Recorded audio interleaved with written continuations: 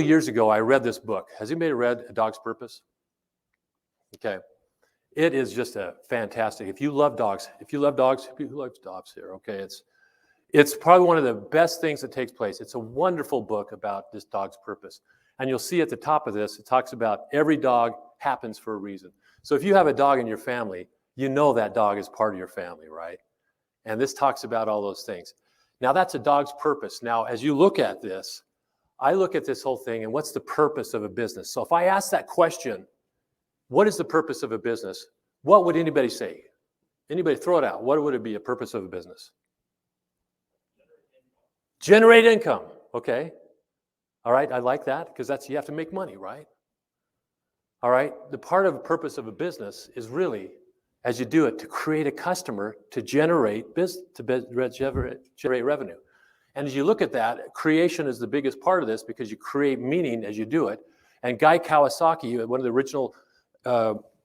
original developers with the MacBook, he always talks about the biggest thing that people come together for is to be able to create meaning. That's what software developers and everything like that, it's all about creating meaning. Now, making money is a big part of that, but if you have to create meaning on it and to create an experience. All right, so that's what we're going to talk about that today. That is the biggest part of our opportunities right now that we would have as we look at this, is that we want to be able to look at the adaptation that we've had. The last point I will make is this. As you look at what's taken place, JD, if you look at the market here, from when you first started to work and then you made all the changes that you've done and all the way through, you will see that there's tremendous change in this marketplace, right? That the way that we've adapted, if you take a look at all of the companies that are represented throughout the valley, they have been the biggest changes with Internet of Things, cybersecurity. We have so much that's taken place with even fintech opportunities. Biotech's actually some of the biggest growth that's taken place over the last 5 years.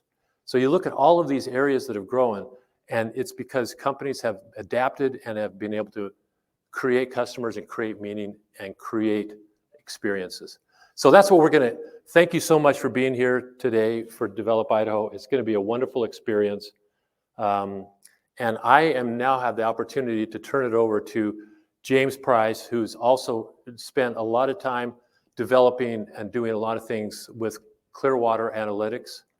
James has been a major player. He actually, for a period of time, was, before he took it over as a co-CEO, he was running the Idaho Codes portion of that, where we delivered computer science to our K-12 system and did a wonderful job with Sharon Reberry on that one.